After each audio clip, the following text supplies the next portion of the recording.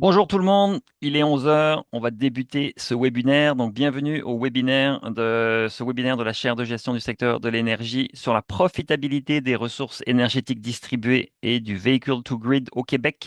Les conditions de succès, mon nom est Pierre-Olivier Pinault, je suis professeur à HEC Montréal et aujourd'hui je vais avoir le plaisir de laisser la parole à Nelson Gontier qui est étudiant à la maîtrise en économie appliquée qui a fait ce projet l'été dernier et il a terminé l'automne dernier.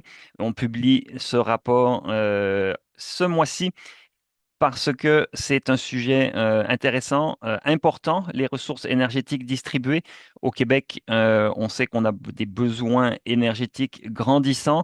Hydro-Québec va bientôt annoncer d'avoir un programme pour favoriser l'énergie solaire. Et le réseau électrique, comme le montre ce schéma, est en évolution. Beaucoup d'innovations avec évidemment des énergies renouvelables qui sont en croissance, beaucoup de nouveaux parcs éoliens qu'il faut intégrer dans le réseau.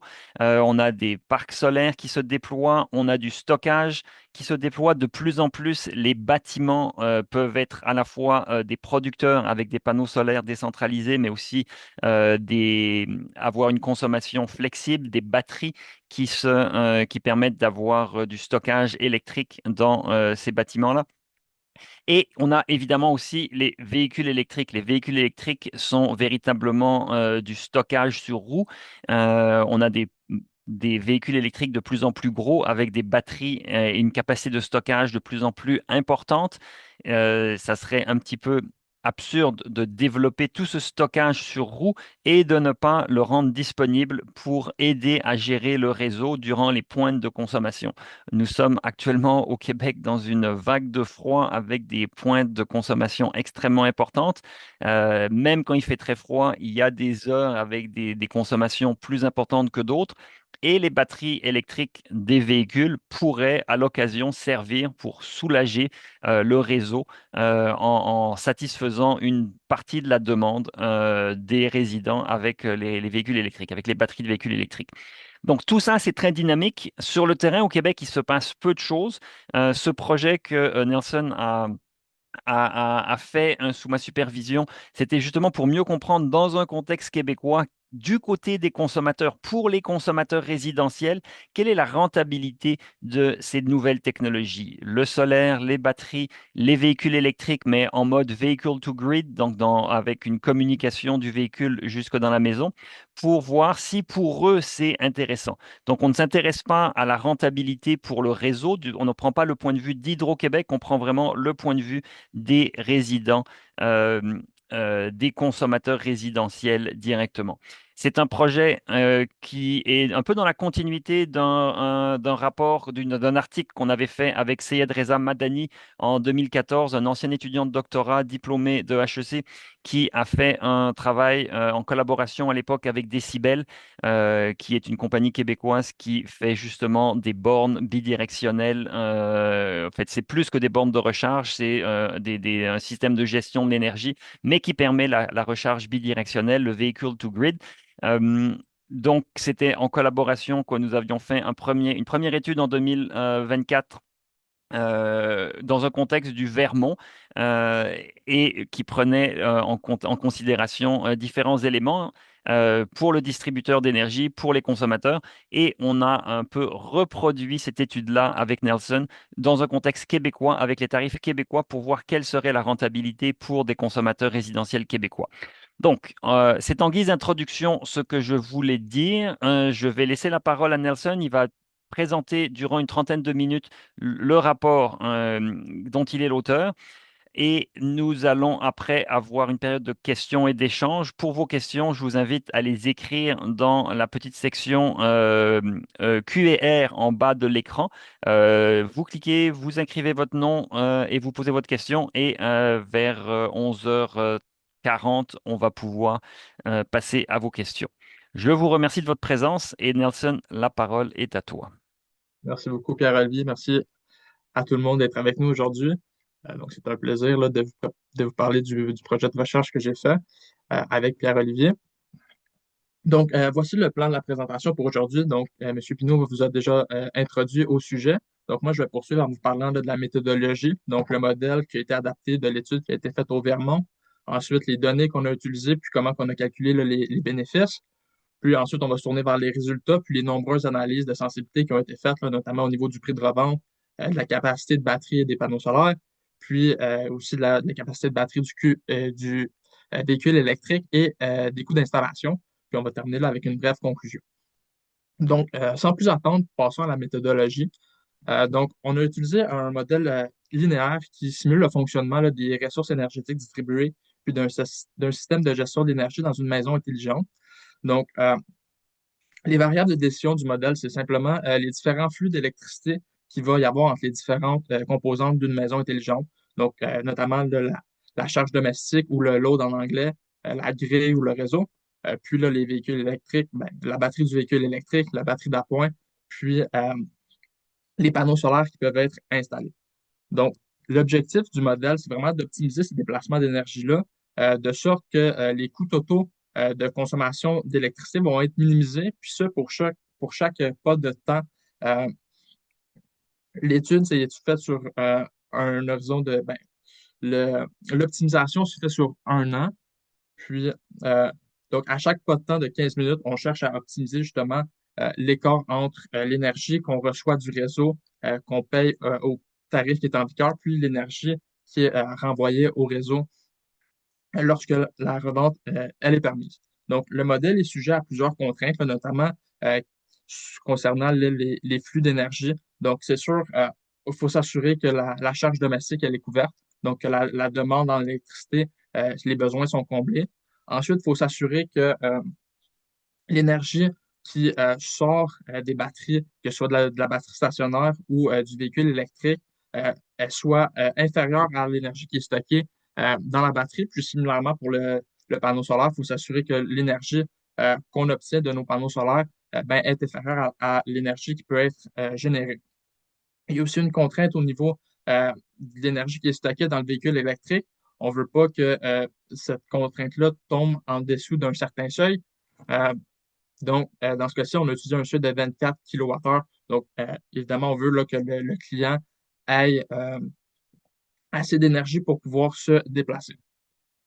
Donc, ensuite, ça nous amène au profil de consommation qui ont été utilisés, donc la charge domestique.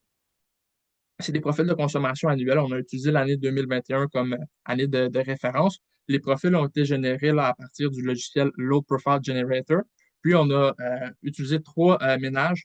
Donc, un premier ménage à consommation plus faible qui représente la consommation annuelle de deux adultes au travail. Ensuite, un ménage à consommation intermédiaire qui représente là, ces deux adultes au travail, puis deux enfants. Et finalement, là, le ménage 3 qui est une consommation plus élevée, là, aux alentours de 25 000 kWh, donc qui représente là, un adulte au travail, un adulte à la maison et deux enfants. Donc, si on regarde plus précisément les profils de consommation pour la première année, euh, la première semaine de l'année 2021, donc les 7 premiers jours, on voit qu'il y a quand même une bonne variabilité de la charge, puis que les pointes oscillent là, autour de 7 à 8 kW, puis on va même atteindre là, les 12 kWh. Donc, c'est notamment ces écarts-là entre la consommation habituelle et les pointes que les ressources énergétiques distribuées vont permettre là, de réaliser potentiellement des économies. Donc, maintenant qu'on a établi les demandes de consommation des ménages, on va modéliser la génération solaire. Ça, ici, encore une fois, on a utilisé l'année 2021 comme année de référence. Ça a été fait sur le site web Renewables Ninja, qui nous permet, là, on rentre les paramètres qu'on veut utiliser, donc la ville, la capacité qu'on a besoin, si on veut du tracking, le titre des panneaux solaires, bon, vers où il fait face, puis on obtient là, justement des données horaires. Ces données horaires-là ont dû être transformées en des données aux 15 minutes. Donc, on a utilisé l'interpolation linéaire pour transformer justement ces données horaires-là en données aux 15 minutes. Puis, le, on obtient le 1397 kWh d'énergie solaire qui peut être générée. Puis, sur le graphique en haut à droite, on voit justement là, la moyenne quotidienne en kilowattheure de génération d'énergie. Puis on peut quand même assez bien voir là, la saisonnalité là, de l'énergie qui est générée. Là, on voit que les mois estivaux ont une moyenne quotidienne qui est plus élevée là, que pendant les mois d'hiver. Puis, on obtient un facteur de capacité mensuel moyen de production de 15,9 pour l'année. Donc maintenant, ben, pour tester justement la rentabilité des ressources énergétiques distribuées, on a défini 8 scénarios d'investissement résidentiel. Donc tout d'abord, on a notre statut co, donc le scénario S0, qui a aucune composante, c'est simplement là, une maison traditionnelle. Ensuite, on a analysé les scénarios en ajoutant de manière individuelle les différentes composantes. Un premier scénario avec simplement une batterie, ensuite avec un panneau solaire, véhicule électrique, puis on a fait une analyse combinée là, de ces différents scénarios-là. Donc, batterie et panneau solaire, batterie et véhicule électrique et panneau solaire, puis finalement, ben, les trois ensemble, donc avec une batterie, ben, la batterie du véhicule électrique, puis avec panneau solaire.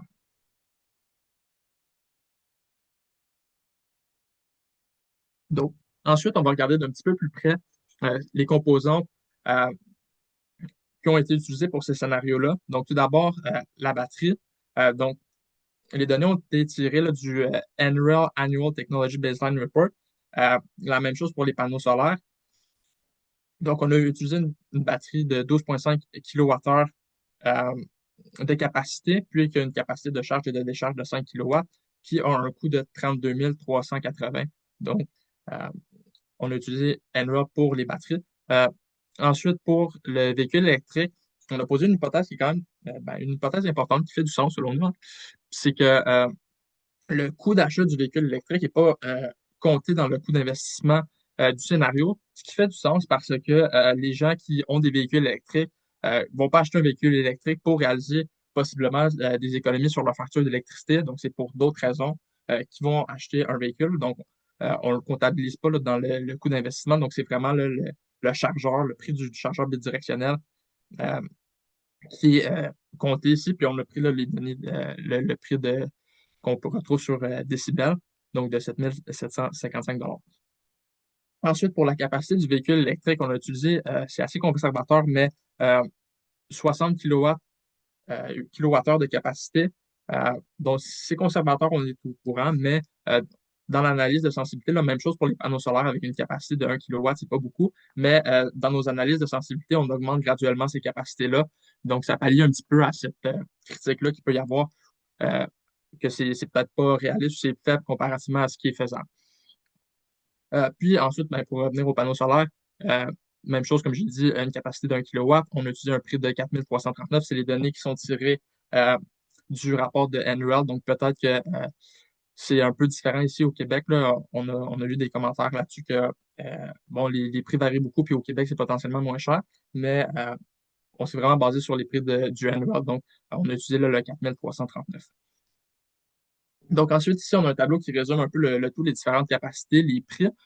J'attirerai votre attention sur la dernière colonne, celle-là à droite. Donc, au niveau du coût total en dollars canadiens, si on regarde pour les scénarios combinés, donc à partir de 7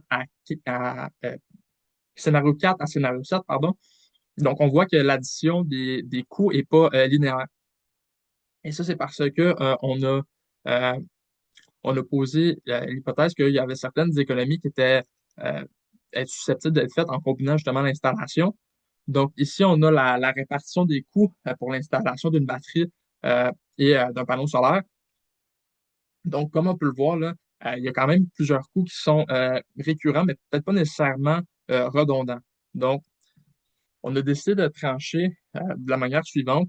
Donc, ici à gauche, on a encore une fois là, la répartition, mais sous forme de tableau. Puis à droite, euh, c'est peut-être un peu plus pertinent où ce qu'on a les économies qu'on a mis en place. Donc, on a jugé que au niveau des coûts de permis d'inspection puis d'interconnexion, il y avait des économies qui étaient réalisables. Donc, on a opté pour des économies de 2% du coût total, là, ce qui, euh, au niveau des panneaux solaires, c'est 5,62% euh, du coût total que ça représente, puis un petit peu moins que 9% pour la batterie.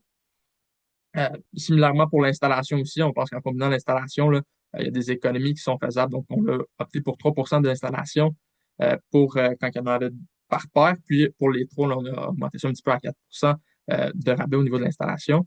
Puis pour les ondulateurs, ben là, on a retranché le prix complet de l'ondulateur lorsqu'on combinait l'installation avec le décibel arrêt parce qu'ils viennent déjà équipés d'un ondulateur. Donc, ça permet quand même de réaliser des bonnes économies, si on veut, sur le coût total d'investissement. Donc, ensuite, on a les tarifs qui ont été utilisés. Donc, c'est les tarifs d'électricité d'Hydro-Québec. On a utilisé trois tarifs, le tarif D, le tarif Flex D, puis le tarif D différencié dans le temps. Donc, ces trois tarifs-là, ils ont un frais d'accès quotidien au réseau de 46 sous, 46,154 sous pour être exact. Donc, le tarif D, c'est le plus simple des trois. Il n'y a pas vraiment, il y a pas de saisonnalité dans le tarif. Donc, on a simplement un prix de première tranche de un petit peu moins que 7 sous. Puis, une fois qu'on franchit là, les 40 kWh par jour, on a un tarif de deuxième tranche qui rentre en vigueur de 10,652 sous. Ensuite, pour le tarif FlexD, donc en été, ça suit la même structure que le tarif D, mais en hiver, on bénéficie, là, les clients qui ont le FlexD bénéficient de certaines économies sur le tarif, sur les tarifs de première tranche et de deuxième tranche, mais ils sont susceptibles là, à ce que Hydro-Québec appelle les événements de pointe. Donc, c'est-à-dire que pendant la période hivernale, euh, entre 6 heures et 9 heures le matin, puis 16 heures et 20 heures le soir. Il peut y avoir des événements de pointe qui sont annoncés à l'avance par Hydro-Québec. Puis à ce moment-là, le tarif en vigueur est de 45,88 euh, sous. Puis finalement, ben, pour le tarif différencié, c'est le tarif qui a le plus de variabilité. Donc un tarif de nuit pour les heures de nuit qui est légèrement en dessous de 5 sous. Puis ensuite, là, il y a les tarifs pour les heures de pointe. Il y a également une première tranche et une deuxième tranche qui diffèrent un petit peu en hiver et en été. Puis on a aussi là, les tarifs pour les heures hors pointe, pardon. Puis encore une fois, là, un tarif première tranche et deuxième tranche. Donc ensuite, pour calculer là, justement la rentabilité euh, du modèle des scénarios d'investissement, on a utilisé principalement là, la valeur actuelle nette. On a aussi utilisé le taux de rendement, mais on s'est vraiment beaucoup basé sur la valeur actuelle nette. Donc, c'est simplement euh, les économies qu'on actualise en date d'aujourd'hui. Donc, on fait la somme de ces économies annualisées-là, puis on filtrait le coût d'investissement initial. Donc, c'est ce qui nous donne notre vente. On a utilisé un taux d'actualisation de 7%. Puis, l'horizon, on a utilisé un horizon de 15 ans. Donc, l'horizon, c'est vraiment plus un horizon de planification qu'on a jugé raisonnable pour le consommateur de s'attendre à avoir des résultats plutôt que d'utiliser la durée de vie des, euh, des composants du système qui sont probablement qui sont plus autour de 25 ans, 30 ans. Donc, on jugeait que c'était plus réaliste que ça pouvait porter à peut-être, c'est un peu faible sinon comme conclusion de dire que ben, dans 30 ans, les panneaux solaires, les batteries que tu as installées, ben, ça va devenir rentable. Donc, d'un point de vue du consommateur, on jugeait que c'était plus raisonnable d'y aller avec un horizon de planification de 15 ans. Donc, avec tout ça, c'est ce qui m'amène au résultat.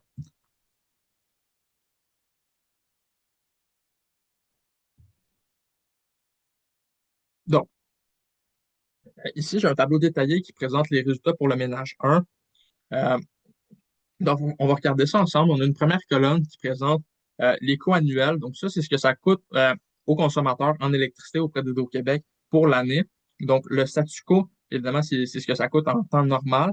Puis ensuite, là, c'est avec les nouvelles composantes, selon le scénario d'investissement, on a le coût annuel. Ensuite, euh, donc les résultats sont séparés en deux. On a une portion pour lorsque la revente est non permise, puis une portion lorsque la revente est permise.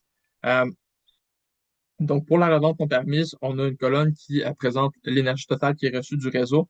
Donc pour notre statu quo S0, ça correspond simplement à la charge domestique, donc à notre profil de consommation là, qu'on avait initialement, donc de 12 913 kWh. On a aussi la plus grande pointe mensuelle, puis les économies. Les économies, la façon qu'ils sont calculées, c'est simplement le coût annuel du statu quo moins le coût annuel du scénario qu'on étudie, donc qu'on cherche. Donc, par exemple, la différence, là, le 36 pour le scénario 1 au tarif D, c'est simplement la différence là, entre le coût annuel du statu quo moins le coût annuel pour la batterie du scénario 1. Ensuite, on a la vente. Malheureusement, bon, les ventes sont tous négatives, donc c'est pas rentable pour le ménage 1. C'est la même chose pour le ménage 2 et 3.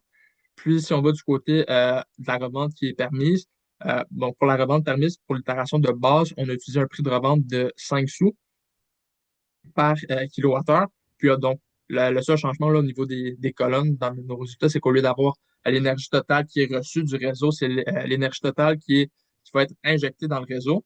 Puis, on voit que il y a pas beaucoup, il y a quand même beaucoup en fait de scénarios où c'est soit à zéro, c'est des quantités qui sont revendues qui sont très peu négligeables.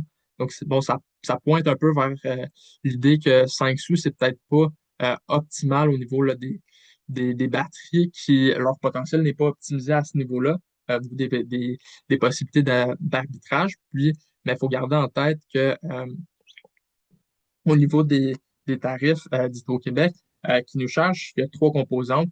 Il y a oui l'électricité, mais il y a la distribution, entre autres. Puis quand on la revend, ben, il y a simplement l'électricité et non son transport.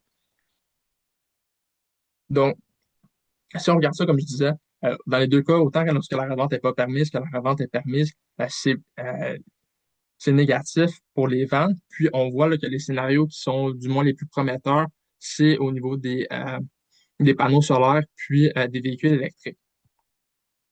Mais il faut garder en tête que ces deux scénarios-là, sont les scénarios qui ont les coûts d'investissement les plus faibles. Donc, c'est peut-être un peu difficile, là, en regardant simplement un tableau comme ça, de voir les résultats, ou du moins de les comparer entre eux pour voir ce qui est le plus prometteur.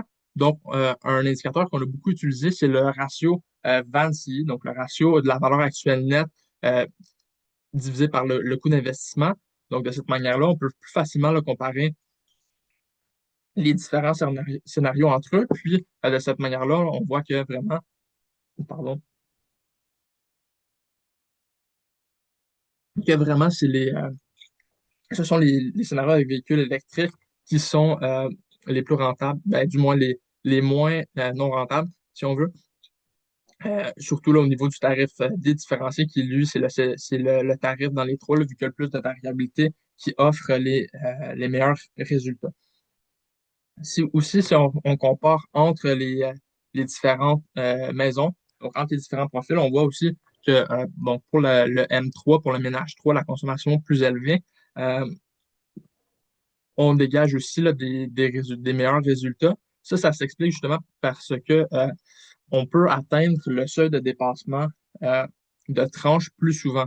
Donc, pour le ménage 1 qui a une consommation plus faible, on dépasse ce seuil-là seulement 163 jours par année, comparativement à 239 pour le ménage 2, puis 310 pour le ménage 3. Donc, euh, ça fait en sorte que on atteint moins souvent cette deuxième tranche-là de prix où les prix sont plus élevés, donc ça laisse beaucoup moins d'opportunités là, d'arbitrage ou d'emmagasiner de l'énergie à prix plus faible dans nos batteries, dans les batteries, puis ensuite là, de revendre ou d'utiliser quand les tarifs sont plus élevés. Donc, ça l'explique notamment la différence euh, entre les différents ménages. Donc, ensuite, il faut observer l'effet sur les pointes. Donc, ici, on a un graphique qui présente les pointes mensuelles pour le ménage 3 lorsque la revente n'est pas permise et au tarif TDD, donc au tarif différencié dans le temps, dédifférencié dans le temps. Donc, on voit quand même la ligne grasse en bleu dans le bas, c'est les pointes mensuelles du statu quo. Donc, il y a seulement le scénario avec PV, avec panneau solaire qui est inférieur, mais tous les autres scénarios augmentent quand même assez considérablement euh, le, les pointes mensuelles. Puis notamment là, si on regarde la ligne bleue qui est pour notre scénario 3 avec véhicule électrique, et celui qu'on a identifié comme étant prometteur ou du moins le moins pire du lot, ben, lui aussi, là, il fait augmenter quand même la pointe euh, entre 20 et 25 et 25 entre 20 et, 20 et 25 kilowatts, pardon, on va y arriver. Euh, donc, c'est quand même une augmentation considérable, puis ça peut devenir un enjeu pour Hydro-Québec.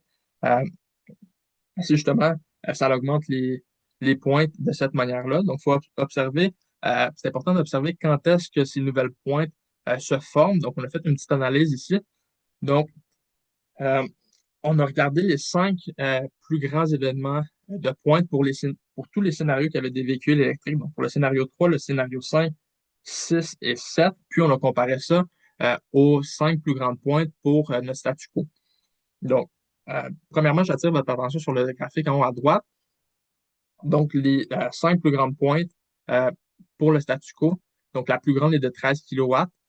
Puis, si on regarde sur les 5, il y en a 3, donc 60% qui surviennent pendant les heures de pointe d'Hydro-Québec, ce qui fait du sens. Euh, mais quand on regarde ensuite sur les pointes avec véhicules électriques, des scénarios qui ont des véhicules électriques, mais les pointes sont majoritairement sur les heures de nuit. Donc, euh, ça ne créerait pas un problème, justement, dans l'optique où c'est pas une adoption généralisée qui se fait. Donc, si c'est juste à gauche, à droite, que c'est adopté ou des cas éparpillés, même si la pointe atteint 29 kWh, c'est beaucoup, mais ce ne serait pas problématique. Mais du moment où euh, on a une adoption massive qui se fait, mais là, on aura un déplacement de pointe, puis là, ça devient très problématique. Donc, ensuite, on va passer aux analyses de sensibilité. Donc, j'ai mentionné que pour l'itération de base, malheureusement, euh, actuellement, c'est pas rentable au niveau des ressources énergétiques distribuées, mais là, on va jouer avec certains paramètres du modèle pour essayer de voir si on n'est pas euh, capable de trouver des circonstances faisant en sorte que ben, ça peut devenir rentable. Donc, tout d'abord, le prix de revente. Euh, je l'ai mentionné, on a utilisé un prix de revente de 5 sous. Euh, donc là, on va graduellement augmenter ce prix de revente-là euh, par incrément de 1 sou jusqu'à atteindre 10 sous du kilowattheure. Donc, en faisant cet exercice-là, on obtient des résultats qu'on peut catégoriser en trois groupes. Donc, premièrement, une catégorie 1, c'est un peu c'est le pire des cas, en fait. C'est des scénarios qui sont non rentables, même avec une revente qui est extrême, voire même irréaliste. Donc, ça, c'est nos scénarios avec batterie. Donc, scénario 1, 4, 5 et 7. Euh, donc, on voit que au fur et à mesure qu'on augmente là, le prix de revente, euh, la quantité qui est reçue la quantité totale qui est reçue du réseau augmente de manière exponentielle.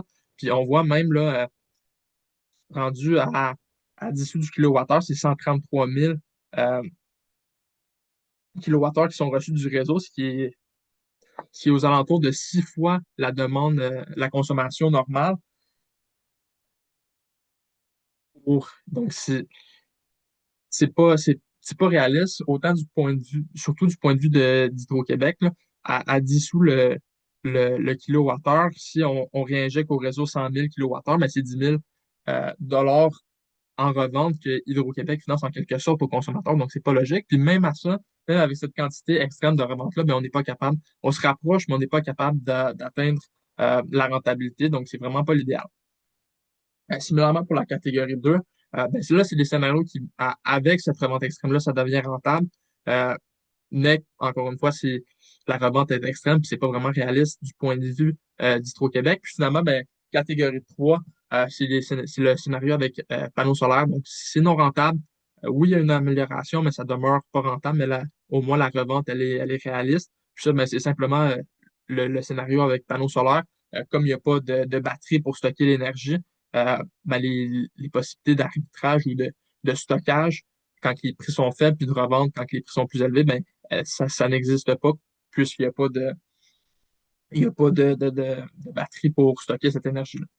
Donc, comme je l'ai dit, ben, comme avec un prix fixe, comme ça, c'est pas vraiment logique du point de vue d'Hydro-Québec, euh, ou du moins pas réaliste. C'est plus logique d'avoir de la revente pendant les périodes creuses. Donc, d'opter peut-être un prix de revente qui serait variable. Donc, on a opté pour un prix de revente dynamique. Donc, on a fait cet exercice-là seulement pour le tarif FlexD et D parce que c'est les deux tarifs là, qui ont des événements de pointe. Je vous rappelle, dans le tarif D, il n'y a pas d'événement de pointe. Euh, donc, ce qu'on a fait, c'est qu'on a, pour les événements de pointe du tarif FlexD, on a posé le prix de revente à 25 sous du kilowattheure.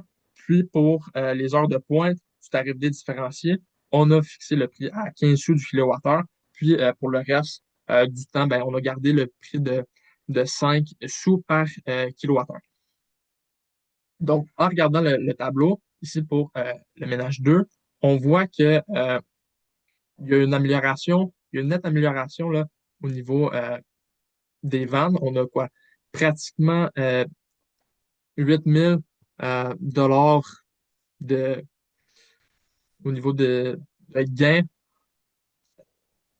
avec ce prix variable-là, mais ça demeure que on est encore euh,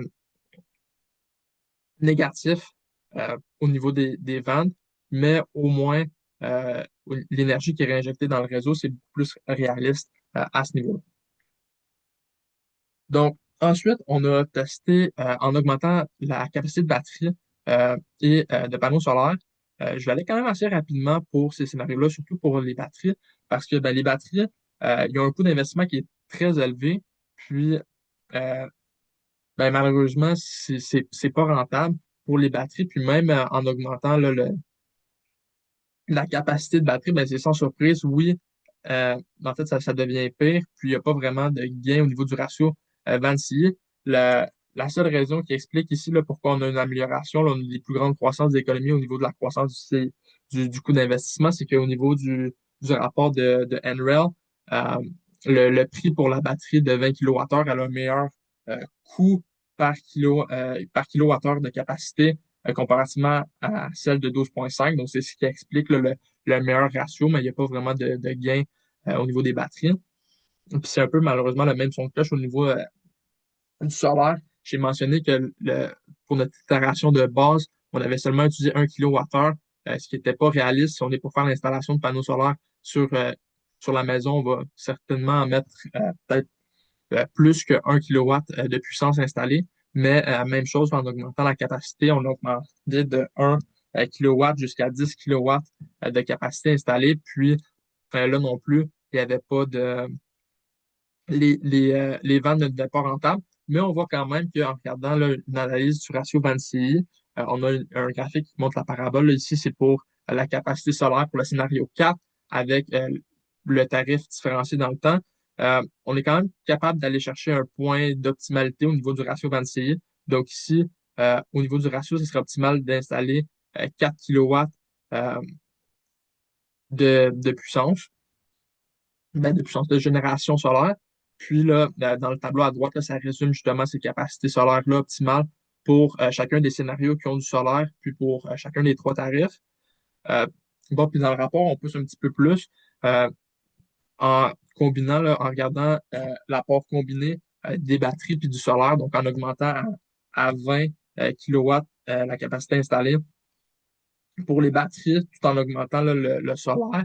Mais encore une fois, là, ça reste non optimal, puis on ne voit pas là, de gain supplémentaire. Il faut dire que la nature itérative du modèle aide peut-être pas à trouver ces points-là parce que donc le modèle, ce qu'il fait, lui, c'est que pour chaque scénario ou pour chaque cas, il résout le problème, puis le fait à répétition.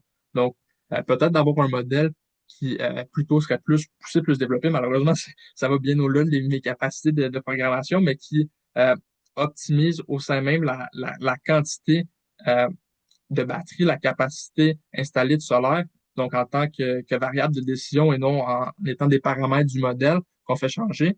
Ben oui, ça augmente la complexité du modèle, mais ça pourrait peut-être être mieux que la nature itérative, là, qui est peut-être un petit peu plus rudimentaire pour identifier justement ces avenues qui seraient potentiellement plus prometteuses. Ensuite, on a également augmenté la capacité du véhicule électrique. Ça aussi, je l'ai mentionné, on avait mis là, une hypothèse qui était quand même conservatrice avec le 60 kW, 60 kWh au niveau de la capacité de la batterie du véhicule électrique. Bon, maintenant, aujourd'hui, là, il y a plusieurs modèles qui ont des capacités bien supérieures à ça. Donc, on a augmenté graduellement là, la capacité de la batterie de 60 à 100 kWh. Pardon. Mais encore une fois, on ne voit pas d'amélioration, ben, du moins, on n'atteint pas la rentabilité. On s'en rapproche. Ici, contrairement là, à nos batteries, puis aux panneaux solaires pour le véhicule électrique, augmenter la capacité du véhicule, de la batterie du véhicule électrique, euh, ça ne fait pas augmenter le coût d'investissement. Donc, c'est des gains directs au niveau autant de la vente que du ratio Vance-CI. Mais même à ça, ce n'est pas suffisant là, pour euh, rendre le tout rentable. Ça nous amène à la dernière analyse de sensibilité. Les coûts d'installation, c'est probablement la plus intéressante dans le, qu'on a faite dans le rapport. Donc, on a montré que malheureusement, ben, la rentabilité, ça demeure hors d'atteinte pour la majorité des scénarios qu'on a étudiés. notamment parce que le coût d'investissement initial est quand même très élevé, surtout pour les batteries. Donc, pour cette dernière analyse de sensibilité-là, on a voulu quantifier le niveau de réduction du prix qui serait nécessaire pour atteindre le seuil de rentabilité.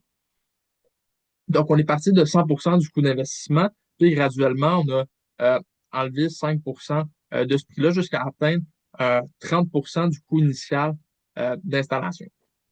Puis donc, de cette manière-là, on est capable d'identifier, mais pour chaque scénario, euh, le prix ou le coût d'investissement qui représente vraiment le point de basculement qui euh, fait en sorte que la vente devient positive.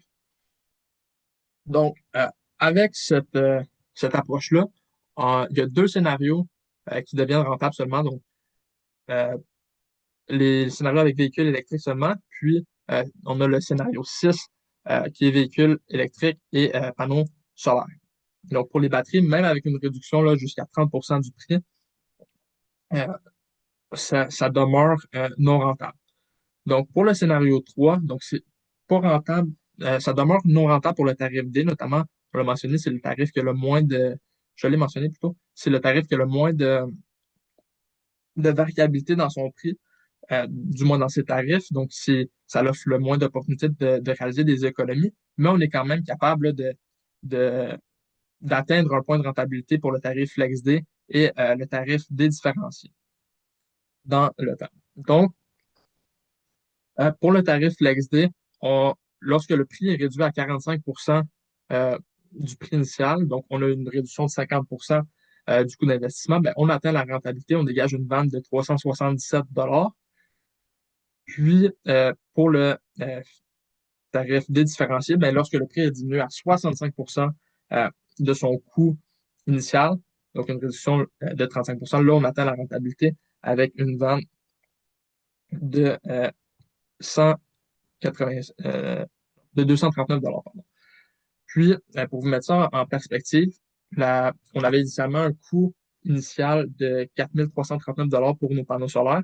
Donc, avec des telles réductions pour le PV, on aurait maintenant des prix de 1 736 $ et pour le FlexD, puis un coût de 2 170 $ pour le tarif D différencié pour que ce soit rentable. Puis pour mettre ça en perspective, avec avec les projections annuelles qu'on retrouve dans le rapport du Annual Technology Baseline de MREL, ben, ces prix-là, ça correspond au prix là, pour le 1736 du FlexD. Ça correspond au prix qui serait atteint en 2043 pour les panneaux solaires, puis pour le tarif différencié dans le temps, donc le 2170 $, c'est des prix qui seraient atteints en 2034 selon des scénarios d'avancement technologique qui seraient élevés. Donc, ça montre que sur ces horizons temporels-là, ben, la rentabilité des scénarios, même si ça serait pas immédiat, ça serait quand même là, atteignable dans un horizon quand même à moyen terme. Donc, pour la conclusion, ce qui est important de retenir, Euh, ben, malheureusement, les ressources énergétiques distribuées, ben, ils sont pas encore rentables dans le contexte actuel. Euh, donc, comme je l'ai mentionné, ça prendrait fort probablement, là, ça passerait par les coûts d'investissement, là, une baisse des coûts d'investissement qui sont quand même assez élevés qui sont élevés pour le moment. Puis, ça prendrait des tarifs qui sont plus dynamiques. Donc, ça passerait par des tarifs qui seraient plus similaires aux tarifs différenciés dans le temps, qui permettent justement plus de variabilité, plus d'opportunités de stocker l'énergie quand les prix sont faibles, de la revente potentielle pour les coûts plus élevés. Puis, ben, malheureusement, ben, aussi, c'est qu'il n'y a pas de... Le dernier point à retenir, c'est qu'il n'y a pas de garantie que la pointe, elle va être réduite. Donc, justement, comme je l'expliquais, s'il y a adoption massive, mais potentiellement, ça peut juste avoir un déplacement de pointe, puis à ce moment-là, ça peut être problématique. Donc, il n'y a pas de garantie euh, de réduction de pointe. Donc, c'est ce qui conclut la présentation pour le rapport. Merci beaucoup. Puis, on va passer à la période de questions. Merci Olivier? beaucoup, Nelson, pour cette présentation. Il y a des questions qui sont rentrées. Donc, un peu comme d'habitude, je vais lire les questions commencer une réponse et demander à Nelson s'il a des compléments dans sa réponse. Il y a déjà quelques petites réponses là, auxquelles j'ai répondu qui sont accessibles à tout le monde. Donc, il y a Robert Drolet qui pose la première question. Est-ce que nous avons considéré le coût pour enlever le système à la fin de vie, particulièrement pour les panneaux solaires? Donc, c'est une bonne question, mais et non, on n'a pas considéré ce coût pour enlever les panneaux en fin de vie. Ça serait un coût supplémentaire, mais comme Nelson le disait, on a peut-être été dans des coûts un peu plus élevés dans nos analyses que ce qu'on retrouve en réalité, et donc ça pourrait peut-être compenser. Mais c'est un élément important, là, le coût de démantèlement des installations n'est pas pris en compte, tout comme les coûts de recyclage des batteries ou tous les coûts de fin de vie ou de après ne sont pas pris en compte. Jean Chitekate nous demande est-ce qu'on a considéré un scénario où Hydro-Québec utiliserait les batteries des clients pour stocker son énergie pour revente éventuelle, comme Green Mountain Power le fait au Vermont. Hydro-Québec serait propriétaire des batteries, alors que contrairement au cas où nous qu'on a étudié, où les batteries sont achetées par les clients. Est-ce il y a aussi une valeur à considérer sur la résilience du service? Donc, non, on n'a pas considéré ce scénario-là. On a considéré vraiment la valeur pour le client, qu'est-ce qu'il pouvait faire.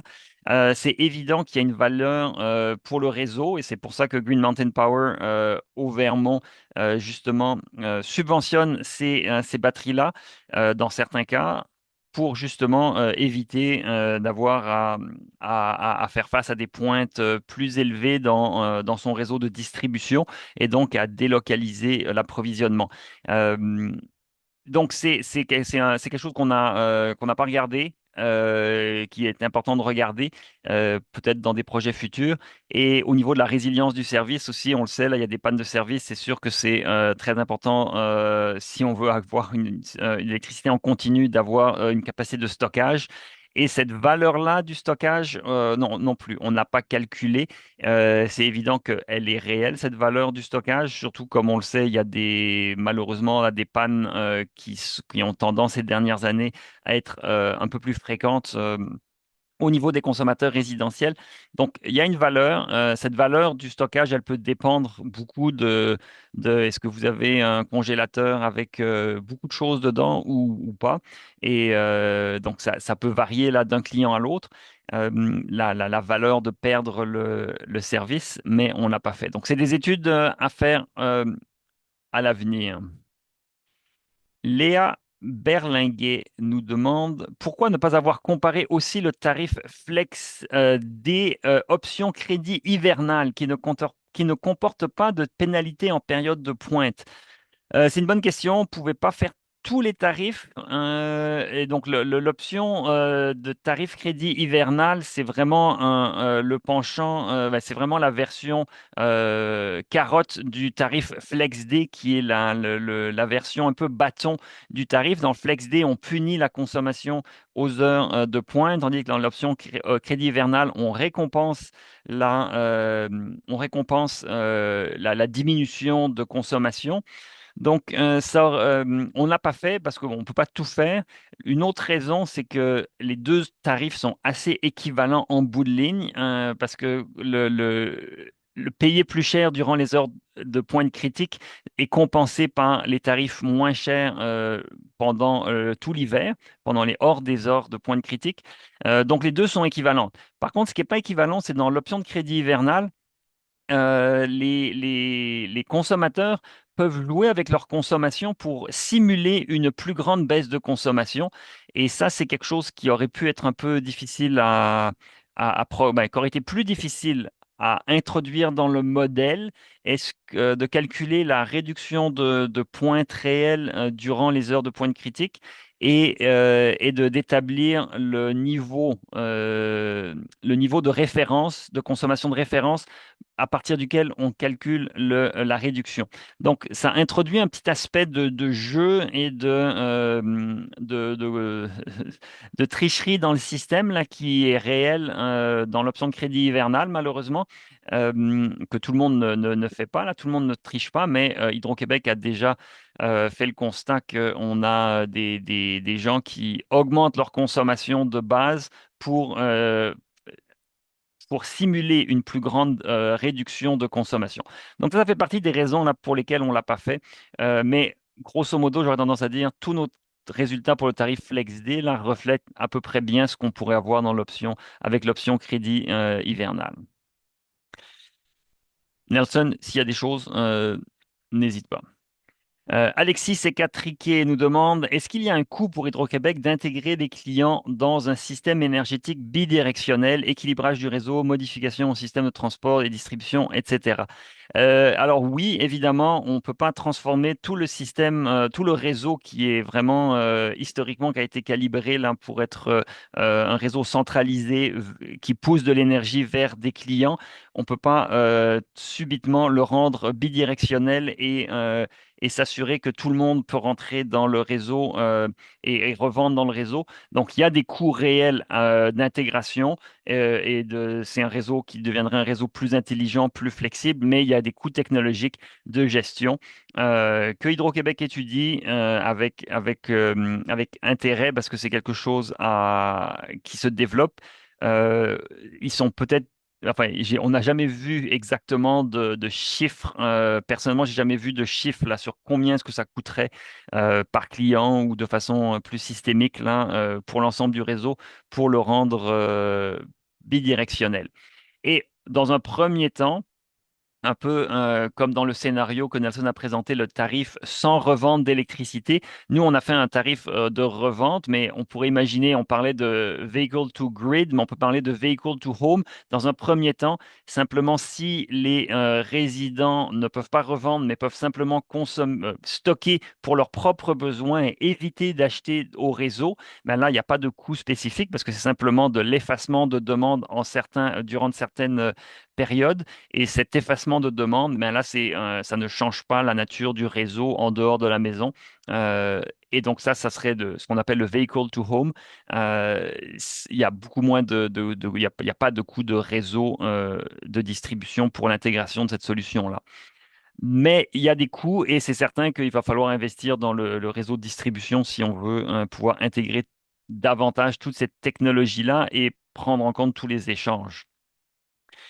Euh, Caroline Couture demande si l'utilisation des véhicules électriques augmenterait nécessairement l'usure de la batterie et la durée de vie et diminuerait la durée de vie de la batterie. Et donc, cela aurait un impact sur le coût d'investissement et donc sur la rentabilité. Alors, je ne suis pas un expert de l'usure des batteries. Évidemment, plus on fait de cycles charge-décharge d'une batterie, plus ça use la batterie. Et là, ce que j'ai entendu, mais je prétends absolument pas avoir la réponse définitive, ce que j'ai entendu, c'est qu'on surestimait en général la diminution et la durée de vie des batteries. On surestimait le dommage causé à la durée de vie des batteries à travers ces cycles de charge-décharge. Donc, il y aurait une marge de manœuvre euh, pour pouvoir faire cela, mais ça demande probablement plus d'analyse. Ceci dit, le vehicle to grid, vehicle to home, la recharge bidirectionnelle semble être quelque chose qui a le vent dans les voiles et simplement l'usure, les dommages causés à la batterie par une augmentation de cette charge-décharge ne semblent pas ralentir à l'échelle mondiale les initiatives à ce niveau-là. Donc, probablement la réponse définitive est encore à trouver, mais c'est le mieux que je peux vous donner. Philippe Gauthier est très surpris par le prix présumé des batteries, surtout pour les batteries fixes qui sont jugées plus chères que les batteries véhiculaires. Mais là, en fait, nous, pour les batteries de véhicules électriques, on les utilise gratuitement parce qu'on considère, comme Nelson l'a expliqué, que les véhicules électriques sont achetés pour des raisons indépendantes de notre étude et que si quelqu'un a un véhicule électrique, il peut l'utiliser. Donc là, c'est comme s'il avait une batterie gratuite parce qu'il a acheté une voiture et peut se servir de cette batterie-là. Donc, effectivement, il y a des batteries qui peuvent coûter moins cher. Là, on a pris une batterie quand même de relativement grande capacité, 12,5 kWh de capacité de stockage. Euh, il y a des batteries de moindre capacité qui sont disponibles pour moins cher. C'est une limite de l'étude, là, c'est vrai, de ne pas avoir pris de considérer des plus petites batteries. Mais peut-être Nelson, tu peux peut-être ajouter, est-ce que c'est quoi est-ce que tu te rappelles dans les analyses de sensibilité à quel niveau de coût de batterie est-ce qu'on a des seuils de rentabilité intéressants? Euh, Malheureusement, dans la sensibilité, on n'a pas diminué la capacité de batterie. On est parti de 12,5 puis on a augmenté. Oui. Mais au Mais niveau du prix des batteries, ouais, on- c'était on- pour la 12,5, c'était autour de, je pense, que c'est 32 380 dollars canadiens pour la batterie. Puis là, ça a augmenté par la suite. mais on n'a pas fait comme pour le photovoltaïque, on n'a pas baissé le Ah, prix. la diminution. Oui, oui, on l'a baissé, mais même à 30%, euh, ça demeurait pas rentable. Il faudrait que je me réfère au rapport là, D'accord. pour voir le, le prix exact que ça diminuait, mais je l'ai. En fait, on peut simplement faire le calcul. Euh, 32,89. Donc, on a diminué ça à 30% de 32 400. C'est environ, là, c'est légèrement en dessous de 10 000, donc 9 700 dollars. Puis même à ce prix-là, c'était pas rentable pour du 12,5 de capacité. D'accord. Donc, la conclusion générale auquel on arrive, c'est que aujourd'hui, dans le contexte actuel, c'est malheureusement ce qu'on dit, c'est que ça ne prend pas en compte, c'est pas encore rentable. Philippe Venn, dans sa question, pose la question suivante, est-ce que le coût des taxes et de l'inflation a été considéré dans l'étude? Non, il n'y a pas d'inflation, donc là on considère que c'est tout en dollars constants de 2025. Et au niveau des taxes non plus, on n'a pris aucune taxe en compte là-dessus, donc ça ferait des petits ajustements pour l'inflation. Par contre, ce qui pourrait faire une différence, c'est que à l'avenir, les prix de l'électricité vont augmenter. Et ça, c'est quelque chose qui fait en sorte que les économies futures, en fait, nous les avons sous-estimées dans ce rapport-là, puisque dans le futur, l'électricité coûtera plus cher, c'est à peu près inévitable, et donc il y a des économies futures. Donc là, ça, c'est un élément à prendre en compte. On aurait pu mettre une augmentation de prix et voir qu'est-ce qu'on peut avoir qu'est-ce que ça change. Mais dans le contexte actuel, c'est très difficile de faire des prévisions sur les augmentations de prix et donc ça devient difficile à modéliser. Mais et il y a tellement de scénarios différents qu'on aurait pu regarder dans les analyses de sensibilité qu'on n'a pas pu tout faire. Ouais. Puis si je peux me permettre d'ajouter aussi, on n'a pas considéré non plus aucune subvention ou aucun autre incitatif financier, là, que ce soit gouvernemental ou autre. Donc ça aussi, là, ça pourrait aider là, justement à contrebalancer ces coûts d'investissement initiaux qui sont plus élevés, puis ça pourrait aider à atteindre là, la rentabilité potentiellement, oui. François Tardy a une question d'ordre plus philosophique. Dans les années 90 et après, il y a eu un virage afin d'électrifier le chauffage résidentiel. Il y a quelques années, on a même interdit le gaz naturel dans les nouvelles constructions. Pendant cette vague de froid, la vague de froid actuelle, NDG n'a pas eu d'électricité pendant plusieurs jours. Et il y a eu un mort à Montréal-Ouest. Avec le recul, est-ce que le milieu regrette d'avoir été aussi agressif dans ce virage? Donc là, ça c'est ben, évidemment quand il fait très froid et qu'on a un chauffage électrique et qu'il y a une panne d'électricité, ça pose problème. Euh, j'ai jamais entendu de regrets par rapport à l'électrification du chauffage d'une manière générale. Personnellement, moi, ce que je prône, c'est pas tant une électrification du chauffage qu'une augmentation de la performance des enveloppes thermiques des bâtiments. Je pense qu'on devrait être beaucoup plus compter sur des enveloppes thermiques de bâtiments performantes pour être beaucoup moins sensible aux températures externes et faire en sorte que c'est beaucoup plus facile de chauffer, peu importe la source de chauffage. Et notre société semble pas très axée malheureusement là sur la performance la performance de l'enveloppe thermique des bâtiments.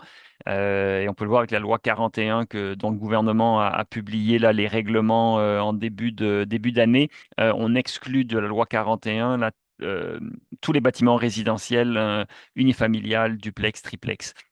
Donc, il n'y aura pas d'incitatif pour améliorer la performance environnementale et énergique des bâtiments. Donc, je ne veux pas aller trop là-dedans parce que ce n'est pas le sujet du jour, mais il faut quand même, l'électrification comporte des dangers, mais tout système comporte des dangers. Alors, c'est un enjeu. Un spectateur anonyme pose la question, le scénario 3 devrait tenir compte du coût d'utilisation de la batterie pour des fins d'injection de puissance V2H, V2G dans la voiture sur sa durée de vie. Donc là, on a un petit peu déjà commenté. Là, c'est vrai qu'il y a l'utilisation de la batterie du véhicule électrique crée des dommages pour la batterie.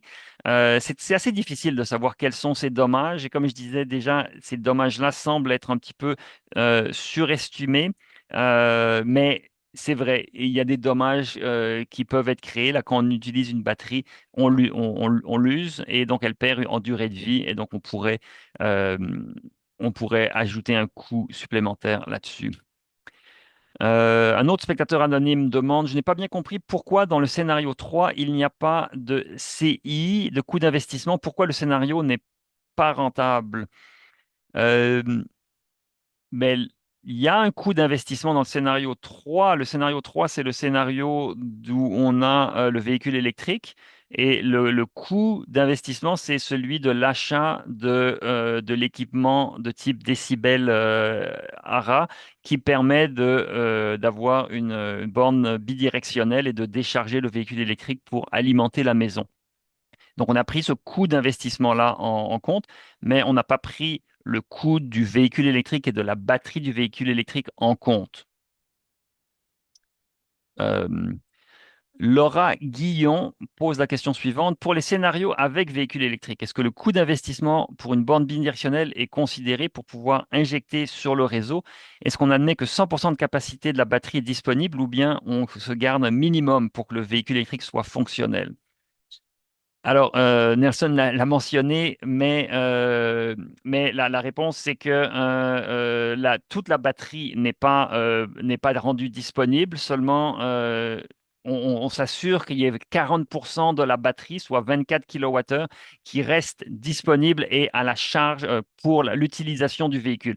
Donc, en aucun cas dans notre modèle, dans nos analyses, on a fait l'hypothèse que la batterie serait déchargée complètement et laisserait l'usager sans capacité d'utiliser son véhicule. Donc, on a toujours cette véhicule-là et on a aussi pris en compte le fait que le véhicule n'est pas disponible, la batterie n'est pas disponible de, je pense, 8 heures à 5 heures. Donc, c'est simplement en dehors des heures de travail où le véhicule est disponible. Donc, c'est avant 8 heures et après 5 heures que le véhicule est disponible dans les analyses qu'on a faites. Quelqu'un qui travaillerait à la maison, il pourrait utiliser son véhicule électrique davantage et parce qu'il travaille à la maison, donc le véhicule est à la maison, la batterie aurait plus de disponibilité. Et Nelson a présenté une analyse de sensibilité là où on a fait augmenter la taille de la batterie. Et donc là, quand une année de batterie, nous on a commencé avec une batterie de 60 kWh de capacité de véhicule, mais on est monté jusqu'à 100 kWh. Beaucoup de véhicules électriques ont des batteries qui ont maintenant des capacités de 100 kWh, donc ça laisse plus de capacité pour faire de l'arbitrage, effacer de la demande. Et ça aide à améliorer la rentabilité. Et en fait, on a certains cas où on a toujours des vannes négatives à 7%, mais on voit le taux de retour interne. Si on accepte un taux de retour interne de 1 ou 2%, dans ce cas-là, on rentre dans le positif. Donc, quelqu'un qui accepterait qui utiliserait un taux d'actualisation inférieur à 7%, mais assez faible, de 1 ou 2%, on est dans des scénarios où ça devient rentable avec des grandes capacités. Natalia Courant pose la question en anglais suivante. Is there any plan or talk about grants provided by Hydro to lower the initial cost? Donc oui, des subventions, on n'a pas parlé de subventions, on a mentionné simplement que les subventions étaient exclues d'analyse, mais Hydro-Québec doit annoncer dans les semaines, mois à venir des subventions pour les panneaux solaires. Donc, ils ont annoncé l'année dernière qu'ils annonceraient cette année, à un moment donné, de l'aide pour les panneaux solaires, mais les détails ne sont pas encore connus. Euh, c'est quelque chose qui va venir. On a une association au Québec là, dont Bernard Cyr qui est présent. Là, il a fait le guide de l'énergie solaire au Québec hein, que je vous recommande, que l'association Énergie solaire Québec a sorti. Donc, ceux qui sont intéressés par l'énergie solaire, sachez qu'il y a un réseau au Québec qui fait la promotion et qui donne énormément de support par rapport à l'énergie solaire. Et il y a des choses qui arrivent, mais on n'a pas j'ai pas de, personnellement, là, j'ai pas de détails sur qu'est-ce que le gouvernement le gouvernement ou Hydro-Québec va offrir comme support. François Bergeron pose la question suivante. Est-ce que le coût de dégradation et l'efficacité round-trip efficiency a été pris en compte dans les contraintes pour les véhicules électriques et les batteries? On l'a couvert dans l'autre réponse. Oui, mais le round-trip efficiency, je pense que, Nelson, quand on charge et décharge la batterie, je pense qu'on perd, on a 5% de perte, ça? Ouais, exact. On a mis un 5% de perte au niveau de la décharge, là, entre autres. Ouais, ouais. Merci. Écoutez, il est midi. Je n'ai pas le temps, on n'a pas le temps de répondre à toutes les questions. Allez, je vous remercie pour votre participation à ce webinaire. On va le clore sur ce maintenant, mais simplement laissez-moi permettre d'annoncer que le prochain webinaire de la chaire de gestion du secteur de l'énergie sera le 12 février pour le lancement de l'état de l'énergie au Québec 2026. C'est notre rendez-vous annuel que je vous invite à ne pas manquer. Merci beaucoup, Nelson. Merci à vous tous pour votre présence. Bonne fin de journée.